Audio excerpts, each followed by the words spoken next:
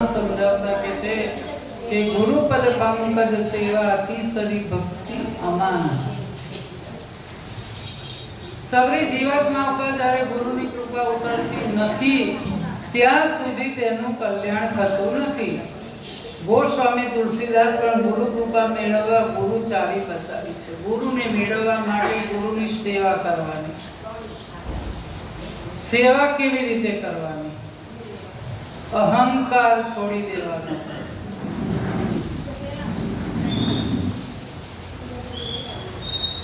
જ્યાં સુધી હૈયામાંથી અહંકાર જતો નથી ને ત્યાં સુધી જ્ઞાન ટકતું નથી। હું જ બહુ કરું છું, હું જ બહુ જાપ કરું છું, મારા જેવા જાપ કોઈ ના કરે, હું જ સેવા કરું છું। કદાચ કરો તો કોઈ કહેવાની જરૂર નથી, ઉપર ચોપડા લખાય જ છે ચોપડા। ત્યાં જઈને તમને પૂછશે જ નહીં, ત્યાં બધું જમા થયેલું જ છે।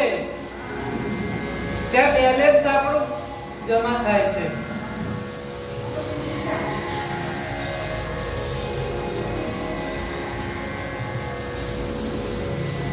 ચાંગદેવ, નામદેવ ને મુક્તાબાઈ આ એવા ભક્તો થઈ ગયા, એવા સંતો થઈ ગયા અને એમણે પણ સદગુરુનું શરણું સ્વીકારી લીધું હતું।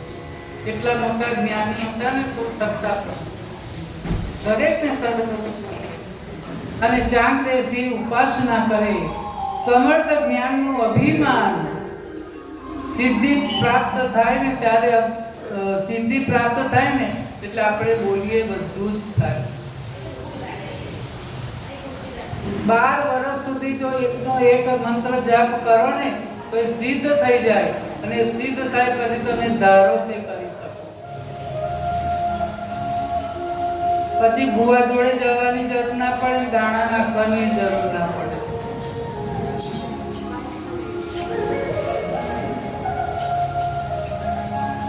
ચાંગદેવ અગ્નિમાં ચાલે, પાણી ઉપર ચાલે, પણ એમને અહંકાર બહુ હતો। ચાંગદેવને ખબર પડી કે એક નાનો બાળક છે જે જ્ઞાનદેવ જે પાડાને મંત્ર આપે છે। અરે કહેતા भी दीवाना, सुनता भी दीवाना। पाड़ो तो वाली कोई દિવસ મંત્ર બોલતો હોય?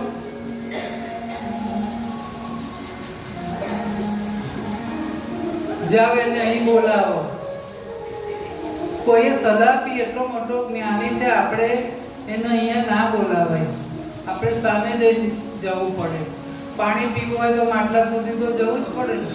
અહીં બેઠા બેઠા બે પાણી આવી જાય તો આવે ના આવે?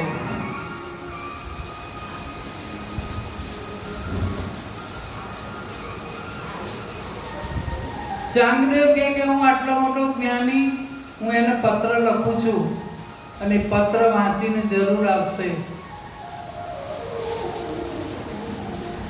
પત્ર લખવા બેઠો પણ હું એટલો નાનો માણસ છે, 13 વર્ષનો છોકરો, એને હું પત્ર લખું? હજુ એટલો ઘમંડ।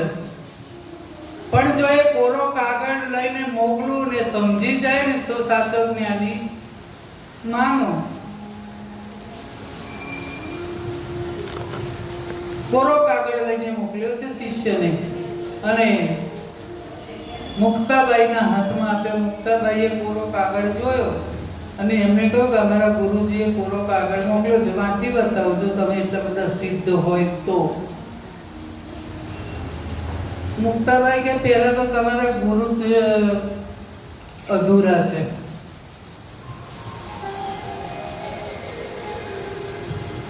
કોરો કાગળ મોકલ્યો અને આટલું અભિમાન?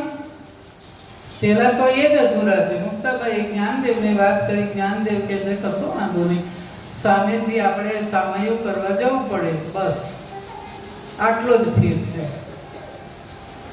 સરળતા હોય, સંતો સદગુરુમાં સરળતા હોય।